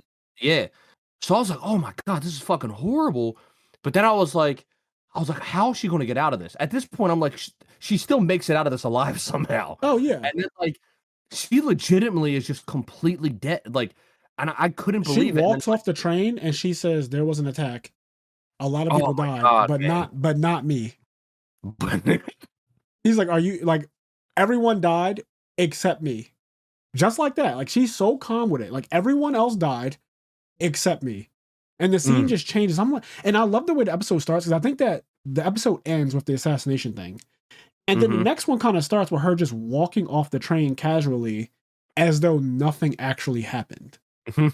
Like at some point during the episode where you see her alive, it's just like that didn't happen. But you see that there's bloody bodies all on the train still. And like she just walks off completely unscathed, not even like super bloodied up or anything like that. She's just kind of like, I don't know. The whole thing is weird to me. Her powers are really, really weird. But like you said with the Yakuza boss, she was surrounded by a bunch of men in a room. She's sitting on a couch. And it honestly kind of made me think of the memes of like, where a bunch of guys are surrounding a girl on the couch, right? Like it made me think of that. It kind of, maybe that's even the intent there. Anyway, she's talking to a Yakuza boss. And she's like, I want to know who was responsible for the attack on public safety a couple days ago. I want to know all of their names. I want you to write them down. And I also want you to give me the names of their family members. And he explains that the Gun Devil had a contract. We gave $20,000 and we got guns in exchange and all this other stuff, right? Because guns are banned in Japan. The only people who have them are public safety and police officers. So guns are literally outlawed. And this is real too in real life. Like guns are just not a real thing in Japan for regular civilians like they are in the United States. So he's explaining like, yeah, guns are banned or whatever. But with the Gun Devil, we gave up some money and we got a bunch of guns in return, which is why all of these criminals, all these gangsters actually have firearms. And so after she says, write down the names and give me their families, she gives a bag of eyeballs, like a bloody bag of eyeballs. And she says, these are the eyeballs of like the families of all the people who were involved or some shit. Yeah, what happened was she first asked, after he gives him all of the information on his gang, she says, okay, I want the information on all the other gangs as well. And he goes, I'm not a snitch. I'm not going to tell you who in the other gangs were involved. And then that's when she brings out the bag of eye, and she's like basically says like she says these eyeballs were members of their like the people in that room. They were like, these are the eyeballs of your family members, like your moms, your aunts, Yep. your And we have somebody girlfriends. that can like give them back and put them back intact. But if you don't comply, then there's really nothing that I will be doing for you. And when she makes that threat, one of the regular grunts decides to aggress her and put his arm on her shoulder. And she turns around and looks up at him while still seated, makes no facial expression whatsoever. She looks completely indifferent to his touch. And as she looks at him, my man's nose starts bleeding. He collapses on the ground. And from what I believe, he's probably just fucking dead. Yep. Okay? I don't know what happened to this man, but all he did was touch her. She made eye contact. And then he literally fucking collapsed and died, probably. She's ridiculous. She's absolutely ridiculous. It was a wrap. It was just a fucking wrap. Yeah, she's fucking cool, man. She looks cool. Her character design. I do love the it's simple, but I love like the suit look. Me too. And I like her. She looks really dope in the suit, and her hair color, her eyes, everything about her looks really nice. And all of her interactions have been really interesting, and it is one of the things that make you go like, man, I'm really like, where is this going? Like, what is going to happen with this character? Like, she's one of the most interesting things in the series right now. 100% agree. I guess let's talk a little bit about, let's see, what have we not really covered too much? Oh, I want to talk about Power a little bit and her ridiculousness. So when they were all trapped on the 8th floor, right? There's a part where, what's her name? Kobeni, who's the nervous wreck. She's like, the only reason I even joined public safety is because my parents gave me 2 options. You either join public safety or you become a prostitute to support your family. Like those are your 2 choices. She was either going to be forced into sex work or she was going to be forced to basically become a police officer. And when she says that, she's literally crying. Like she's fully in tears. She's full breaking down. A full mental breakdown on that. She's talking about her traumatic ass childhood and her fucked up parents, right? And as she's pouring her heart out, Power on the side of her just starts dying in laughter. I'm talking about knee slapping, literally dying of laughter. Yeah, she's on her back. She's kicking her legs. She's just laughing at her. She's going to hand. Mind you, this is after Power said that I ate all the food. Now, Power is a fiend, so she can't be killed by typical human ways like starvation. That won't really work on her the same way, or it'll take way longer for her to starve and die than it would a human who we can go like, I don't even know how long, but we can't go very long without food and water. Anyway, Power ate all the food, and so for her, it's not a big deal, but for the humans, it's like, bitch, we can't survive now for more than a couple days, and we're going to start dying soon, and here you are laughing at my trauma and my pain. That part, I honestly wasn't going to laugh at that girl, but when Power started laughing and slapping her knees, I couldn't help it. I was like, oh my God, she's so fucked up. Like, what is wrong with you? Dude, Power is fucking silly. And then the part where like some time passes and then she's like, I figured out what I'm going to do. And they're like, what? And she's like, I'm going to win a Nobel Peace Prize. And they're like, what the fuck are you talking about? She's like, yeah, I'm going to win the Nobel Peace Prize. And then she starts explaining how she's going to win the Nobel Peace Prize. It's like, what the fuck is happening right now? She is so fucking ridiculous.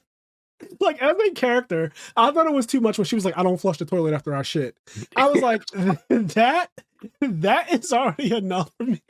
They were like, you stink, you got to take a shower. She was like, I don't really. She was like, nah.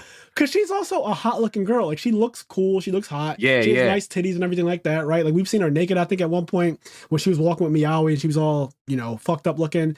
I was like, she's a pretty cool girl. But then she says things like, I don't flush after I shit.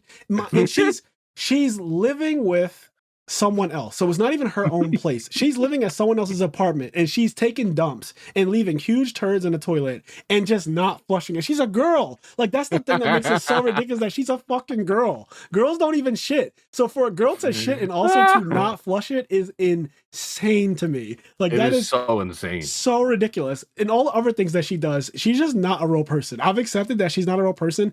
There was another part where this is the last episode. So they are storming this building and there's a bunch of zombies around. And I think at one point, somebody slices up a zombie or a couple zombies and there are actual limbs of zombies just chilling around. Power walks up to one of the limbs. I think it's an arm. She lifts it up to her mouth and she starts eating it. And somebody says, what the fuck? That's disgusting. You can't taste that. And she was like, pork, chicken, and this all taste exactly the same. Meat is meat. And then just like, no, the fuck, it's not. And they start fighting over this. Like they actually start arguing and fighting because she named pork, chicken, and this zombie arm. She's like, it's all the same. Meat is meat. And I'm looking at her like, you can't be fucking serious. This character just keeps getting more and more unhinged. Like this is not a real person. She is absolutely ridiculous, but awesome. Like I do like her a lot. Also, on that note, in that thing with the zombies, it's pretty cool. They did like a little roll call almost, showing off a bunch of other characters part of public safety. Yes. The shark guy. He can swim through any surface. Yeah, first of all, that's a devil fruit. But that is literally Kenny. I watched that scene and I rewinded. I said, what the fuck? That's just straight up One Piece. I can swim through any surface. There's that. There was the angel who, like, they were saying is not aggressive to humans at all, but unfortunately, like, if a human touches his skin, like, their life just gets sucked away. Yes, rapidly, they said, too. And I think that at one point it asked Aki for a handkerchief, which he passes to the angel devil, and it was surprised that he got that close. He's like, I'm surprised you actually got this close to me. Yeah, and that goes to show Aki's disposition, though, because, like, in his head, I guess he's just like, I have 2 years left. Like he's not scared of death or the time left at all. Like he's like, I have 2 years left. Like I gotta find and kill the gun devil. Like that's he's honestly not scared of much of anything, which I like about his character. And we know that actually nerfs devils once they realize it. He's clean. What other ones did they show? There was definitely other ones. Yeah, you're right. There was a spider one, which I'm not a fan of, obviously. But there was literally one where a girl sprouted out these fucking 8 legs and just started moving around, slashing people. They were like bladed leg. I didn't like that because it's a spider and I'm not a fan. But yeah, that was another one. And I can't remember some of the other ones, but yeah, there were a couple of different devils that were all doing crazy shit. And I like the fact that the public safety uses devils as a little militia of their own. Yeah. Yeah, and these characters, I'm assuming in the future we're going to see more of them. There might be like a little arc where the angel has to do some shit or something. Yeah. Can we talk about the instructor Kishibe? Oh my god, dude, with the scar on his cheek. Yeah, Kishibe. So let me just fucking man. Let me start off by saying that his voice sounded extremely familiar to me the entire time I was watching. I was like, why do I feel like I've heard that voice before? His voice actor is actually Nanami from Jujutsu Kaisen. Nanami is the accountant / instructor from Jujutsu Kaisen. So the exact same character in another anime that just came out. Literally plays the exact same role. Very stoic, very jaded by the world, very good at his job, very powerful character, no threat of dying anytime soon. But yeah, Nanami from JJK is the voice actor from Kishibe. And then the other character who this voice actor voiced is Overhaul from My Hero Academia. So 2 very recent voice acting jobs given to this character who is apparently, he called himself, I'm not sure if this is true, but I keep thinking about Jujutsu Kaisen and how we know who the strongest sorcerer is in JJK. So Kishibe declares himself as the strongest devil hunter in the world. Yeah. And I don't know if that's a fact yet, but we found out in episode 2 of JJK that it is 100% a fact that Gojo is the strongest Jujutsu sorcerer in the world, and he says that even if he were to fight against the strongest curse that there is, that it would be annoying, but I would win. And he kind of just like laughs. So he's like, it would be troublesome, it would be annoying, but at the end of the day, I would just win. And so it's established very early on that this character is stronger than every evil threat that you're going to come across for the entire anime. Which to me, all that did to me, and this is one of my gripes with JJK, all it did to me was the same thing as Boruto. I can't take any villain in Boruto seriously for one of 2 reasons. They always check off one of 2. So I have these 2 check boxes. One check box is, are you human or anything that's on like originated from planet Earth? And if you're not, checkbox. And the other criteria is, are Sasuke and Naruto alive? Yeah. I can't take anything seriously in Boruto if Naruto and Sasuke are alive. Check. Or if whatever this evil threat is it just doesn't originate from Earth. It's some fucking alien life form. I cannot stand it. And so as soon as Gojo was announced to be like the strongest one in existence, I'm like, well, what the fuck? Where are the stakes at for the rest of this anime? Like, that's why they always either seal him up, lock him out, like they create like a seal specifically to keep Gojo out, or they fucking or he'll just be off on another mission somewhere. Yes, and I think that is not something. I think that is not sustainable. So I tend to have a hard time with Baruto, and I also tend to have a hard time with JJK because it's like, okay, if Gojo's not around, I'm constantly asking myself, where is he and when is he going to drop in to save the day as his Superman? And then if he were to be defeated or beat, I'm annoyed that you've even established that this guy is the strongest that there ever was and that there ever will be, and he just got beat. So it's like, I don't really know which direction you're going to go with dealing with this character, but as long as this character's around, it's kind of annoying. So Kishibe says, I'm the strongest devil hunter. And immediately I'm thinking to myself, well, then how come you haven't basically dealt with a lot of these devils or the gun devil and stuff like that? Now I get it. The gun devil is like a mystery and they need chunks of its body in order to even find out where it is because the parts of its body point to him if you get enough of it. It's a whole thing with that. And there's still a lot of mystery surrounding that. But I just really don't care for I am the strongest that there is.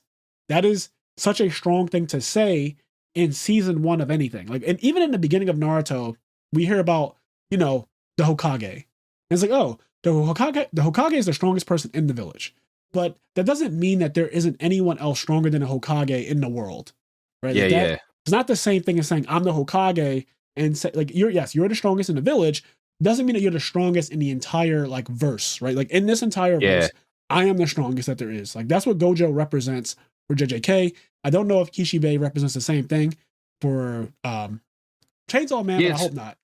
It's interesting because he, on one end, it's like at the moment it's between him and Makima, right? And I don't know if is Makima considered a devil hunter or is she like exactly what I asked myself. I was like, I guess that she's not considered a devil hunter. Maybe she's considered something higher. Yeah, because she's like, you know, on the board or whatever. So she's not considered an actual devil hunter. But then even that aside, even if Kishibe is the strongest devil hunter, it doesn't seem to be on the level of like Gojo, because like I don't think the power level is that high. So even if he's the strongest, it's not to the degree where it's like he can just no diff anything. But we also haven't really seen him do anything yet. Yeah. I noticed. So because I was thinking about, oh God, what is his contract with? What is his powers? Because he hasn't used them yet. He hasn't done anything. Yeah. He beat multiple times. Power and Denji just straight up beat them. Like we didn't see him do anything, and it was so cool the one time when like the both of them were like, oh, we're going to be like smart people. Yeah, and, like they put glasses on and shit, yeah. And like they actually did come up with a good plan. I liked it. The bottles with blood on the top so floor, smart. And then she like shoots the blood spears down. I was like, oh shit, really cool stuff. Yeah, so but even when he knocks on the door and the fucking blood sickle comes through the door, he just straight up dodges it with the utmost ease. I love his character. He's so concise. And then he does this fucking spinning roundhouse kick looking thing on Denji, who's perched up on the balcony behind him.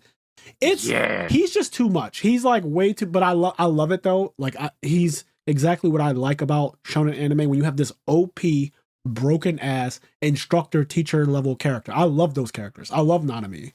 The other thing is the animation of the show is cool, but it's also interesting because almost the entirety of the show I feel like is in 3D.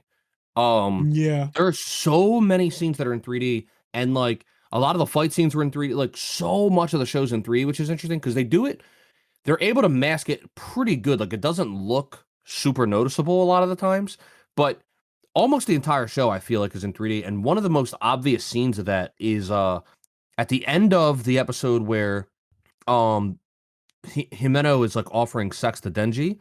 And she comes in and she's like groggy and stuff. We see that entire scene from Denji's perspective. And then in the start of the next episode is that whole scene again from her perspective.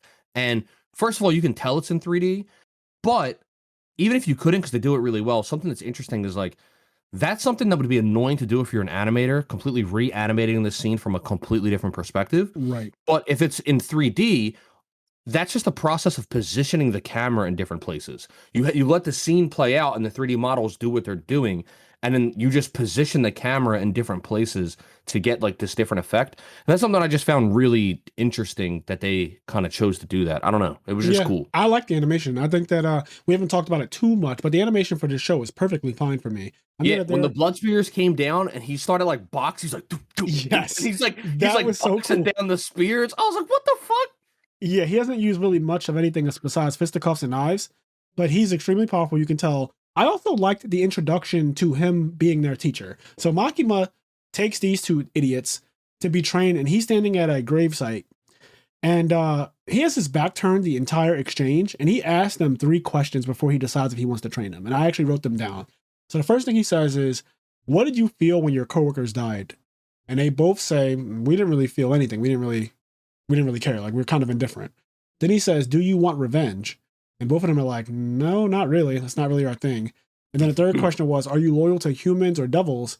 And they both say, "Whoever gives us the best deal." Yeah. I think I think Denji says like, well, yeah, whoever gives me the best deal, or like whoever feeds me, like something like that. Yeah, like very And then simple. Power says whichever side is winning. Yep. So I really like that one. He had these 3 questions, and I guess if they answered them incorrectly, he would be like, "Absolutely not. I'm not training you fuckers." Like, if you want revenge, or if you seeing your coworkers die, your friends die, if that's going to affect you psychologically in any kind of way, we can't go any further, because in this line of work, that is just the way things are. And that kind of made me think about Makima and how much of a sociopath she appears to be, because she doesn't react despite the fact that her whole platoon got wiped out and all these people around her died.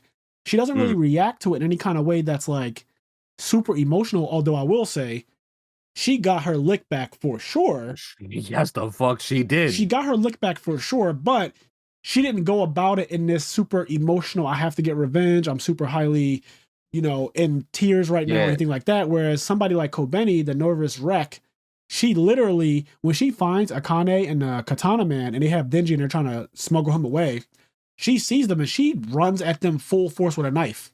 Like, she runs in kind I'm of super stupidly. interested. Yeah, I'm interested in what her contract, because like she didn't reveal what her contract was. She said it's a secret. And then we also know that she's an absolute nervous wreck. And she's even a nervous wreck when a lot of this other stuff's happening. But she fucking dicked off. Like when all of the shit was she's like flipping over it, flipping off a fucking light post and shit. Yeah, And that snake demon tried to attack her and they just couldn't do anything. I was like, what the fuck is it? Like, if you're this Diesel, what are you scared of? Didn't Akane try to shoot her? Like, and she just kind of moved out the way?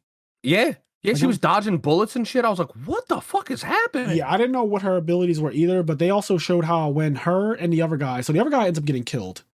I forget his name because he doesn't last very long in the show as a whole, but he ends up getting killed, and we thought that she might have died in that exchange too. But then it's revealed that she kind of got behind the old lady and like made her shoot herself.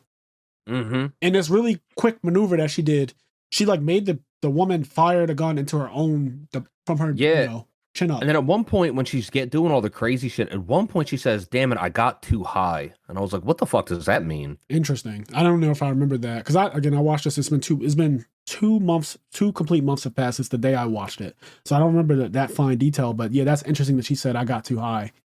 Very interesting stuff there with that character, Kobeni. I'm curious. Yeah, like that's the thing. Like I saw the show and it's like I can see where this could potentially go. That makes the people that read the manga like, oh my god, Chainsaw Man's going to come out. You guys are going to see it. It's like one of the best things ever. Whatever. And it's exciting because I can see where it could go. Like episode 1 was like, oh, cool. It's interesting, but like I don't really care that much. Then you watch a couple more episodes, and you're like, oh, this is getting a little better. And then eventually you're like, wow, I'm pretty interested. Like there's some interesting things happening, some cool mystery. I like where this is going, and I could see where this goes somewhere cool. And it's nice because coming from something like God of High School, right? God of High School was something that everybody hyped up. Everybody that read the manga, it was like this most amazing thing. And when the anime came out, it was really bad. Yes. The anime was awful. Yeah, it wasn't good. Definitely was not good. It looked cool, but it was not good. Before we completely wrap up this episode, I think we covered a lot of our bases here. I do want to talk a little bit about the main character, Denji, and his power scaling so far. So I like that he is still relatively weak in the grand scheme of things. Like he's nowhere near the strongest or anything like that, of course. But Kishibe, when he was training him, when they did that little sneak attack thing, he said, yeah, you guys still haven't, done anything to me, but that was your best attempt yet. Like you guys are getting better. And that was a sign of progress, which I do like. The main character has some progress. It's only been 12 episodes though. And the other thing is that he ended up being the Katana Man, and the way he did it was kind of cool. It reminded me of My Hero Academia. Oh man, this was cool. Yeah, it reminded me of My Hero Academia because there's a long time where you kind of forget that Deku has legs. because all of his attacks are using his hands and his arms, right? Everything's a punch, everything's a flick of his fingers, everything's upper body. And then Yeah. later on, he developed something called shoot style, and it's like deep into My Hero Academia. Like I want to say almost a halfway point of the entire anime so far, like where it is right now. He developed something called shoot style where he just literally decides to use his legs, and legs are stronger than our fists. So it's like, oh, that makes perfect sense. All Might never had to use his legs because he's just that guy. But it opens up a new door. And Chainsaw Man, while you're watching it, every time the main character Denji uses his ability, it's always chainsaws on his arms and his head. And so when he's fighting against the katana dude, he goes into this crazy stance where this is where he kind of like zero dips everybody. That fucking pose he gets into, like the Ginyu Force. He does it and he cuts Denji's arm off, and then he does it, he cuts like his other arm off, and then like he does it again, and Denji goes, "Can we ban that move?" Yes, literally like a fighting game. You know how you get tripped in Mortal Kombat over and over again when you're a kid? It literally is like, yo, stop doing that. You cheating. Literally, you cheating. Like y'all cheating. Like Denji's literally like, y'all cheating. I love it. He definitely said, "Can we ban that move?" I'm over it. Like I'm fucking over you doing that stance and you just going teleport behind me and then I'll lose a limb. Like get the fuck out of here. And I love how when Denji's in chainsaw mode, he's like so crass. He's like, nah, like he says like I can't remember what he says, but he's always saying like fucking like idiot and stuff like that. And he really like drags the word out and like sound like he just has like that asshole attitude. When he was slicing up the Eternity Demon, he was being really crass in that moment as well. And that was cool that we found out how the healing works and stuff like that for devils or for fiends, I guess. If they consume blood, even if it's, another devil's blood, they can just constantly heal. So as he was slicing it, it got to a point where his chainsaw started to retract. And they said that it's because you're losing too much blood. But then it was found out that if he just drinks the blood as he's slicing, he will basically be an engine of destruction. He said, "Look, I'm a perpetual motion machine. That Nobel Peace Prize is mine." Why is the Nobel Peace Prize even being discussed in this at all? Like, Power is so unhinged of a character. I don't know. But to go back to the cheater, because something really cool happens that's a reference to his Denji's training, as I think we were about to talk about. So the guy the Katana Man, Denji's losing to him constantly, and then out of nowhere, they have another clash, and Denji apparently learned how to use chainsaws on his actual legs. And so he ends up beating the guy, and they apprehend him, and then they start kicking him in the nuts over and over again. Yeah, but it's cool because when the teacher says to Denji, like, "Oh, that was your best attempt yet. You guys can get off for the rest of the day." And then he starts to leave. And then he's like, "Oh, yes, like, we get off. Did you hear that, Power?" And then he throws a knife in Denji's head. And he was like, "Never listen to the enemy." Yep. And Denji's like, "What the?" And then so when he loses both of his arms and the guy's like, Katana Man's like, "You've lost." Denji's like, "I still have one more chainsaw on my head." And then so he goes at him to have another clash. And then the chainsaw on his head breaks, and he goes like, "Ha, you idiot." He was like, you only focused on my head." And then they zoomed down and they saw the chainsaw on his leg. And then like Katana Man gets cut in half. I thought that was really cool. He was like, never listen to it, like something he learned from the teacher. So I thought that was really cool because that's how he ends up beating the Katana Man. Yep. Really good stuff.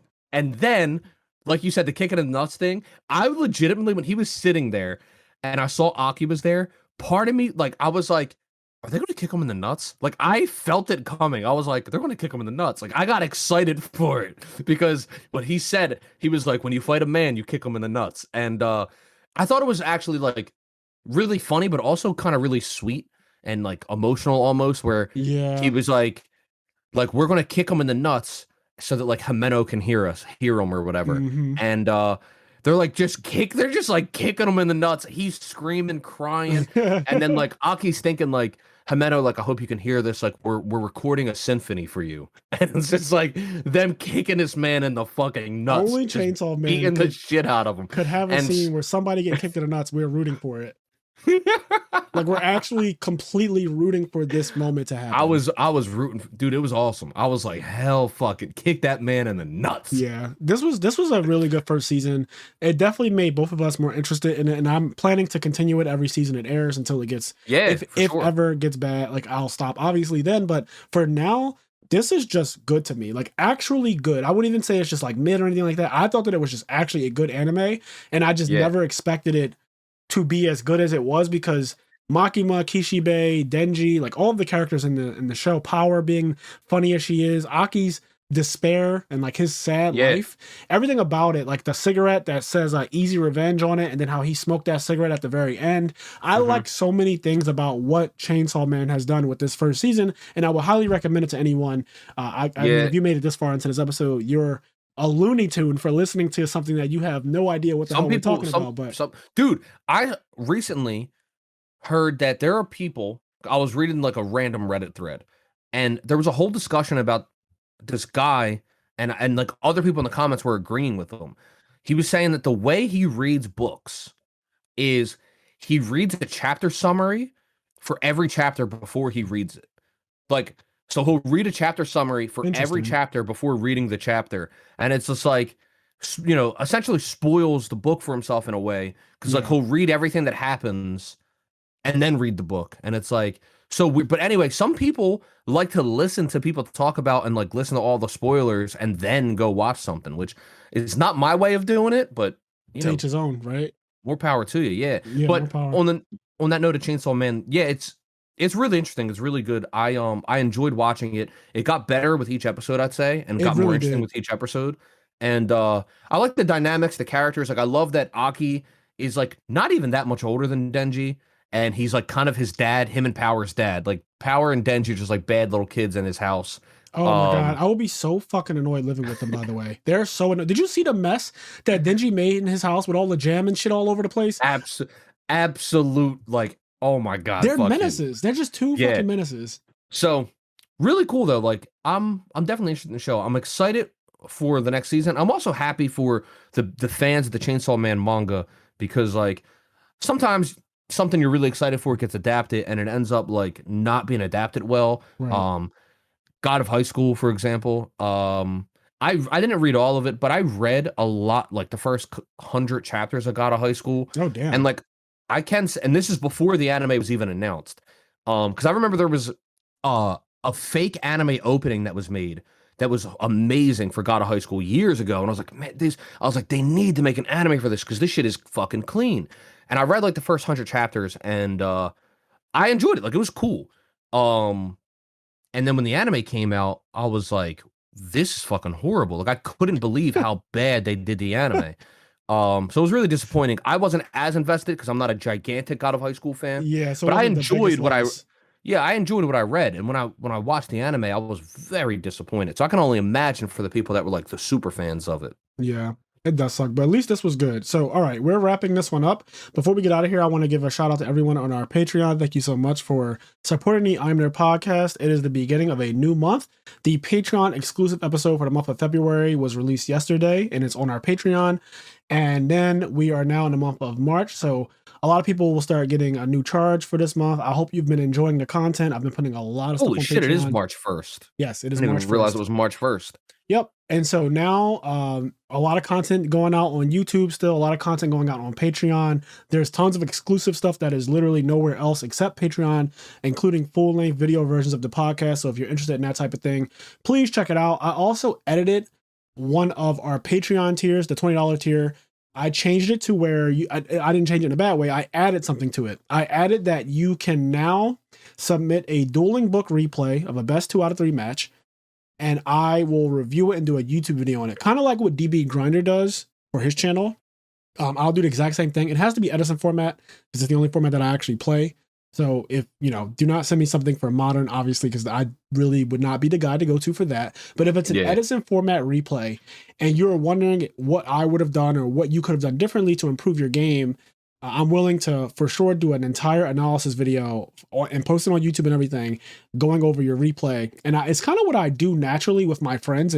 Like I have a group of friends that I obviously play with and train with and play test with and all that stuff. And I critique all of them all already. Like when I watch a True Hero play or Stango play, they naturally send replays to our group chat, and I've been critiquing them for the last several years, just in general. So it's something that I realized that I could definitely offer as a service to people at that tier, the main character tier, as well as everything else in that tier. Like you can duel us, and that'll be posted on YouTube as well.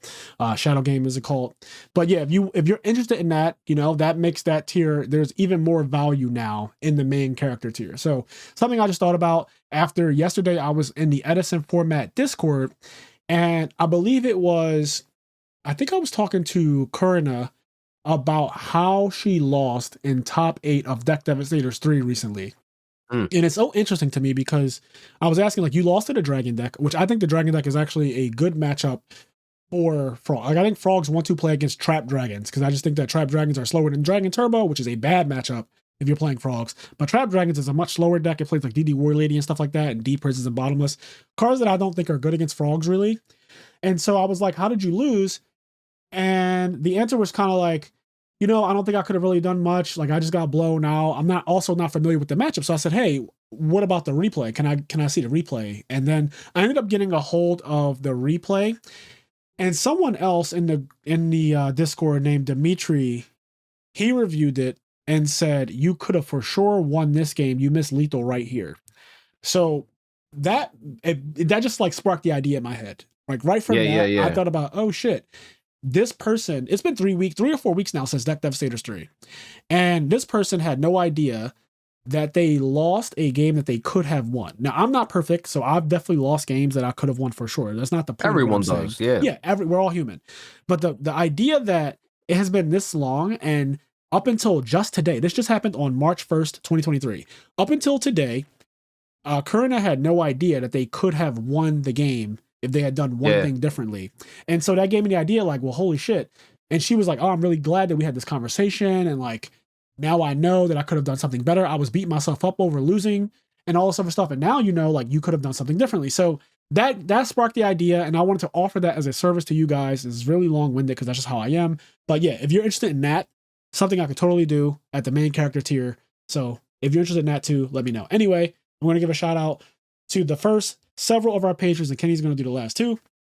We have Connie, Austin, Leon, Quest, Garen, Xavier, Hiley, Dimitri Barnes, Vinny Casello, Giovanni Avalos, Dominic Roberts, Alex Flamer, CJ, WK Dad 1, Dan Varable, First to Home, Dallas Fernares, Estad Akuma, Mitchell Nels, Midwest Gaming, William Shapiro, Dimitri Savirdas, Vince Marquette, Dallas Bailey, Roz Weiss, Nick Stango, Hansel, our 2-time national champion, Vincent Zen, Sarah Maria, Sunny Top Cut Podcast, Alex Ahern, Philip Campa, Jalen Haskins, Arali Melfi Slump, Chris Len, Jeff Loang, Wookie 159, MSW 2389, Edison Club, Kyle Batelho, Brandon Moore, Sugal, Nick, Eric, Nafa, Corey Fowler, Omar Ramos, Elijah Barfault, and a true hero.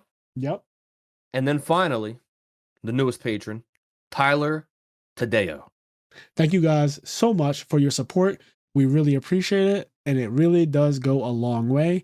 As I always say, do the things that make you happy, including enjoying an anime that you had no expectation of it being good, and finding out that it is, in fact, just really enjoyable and good. Good night. Good day. I'm getting the fuck out. Same. Peace out.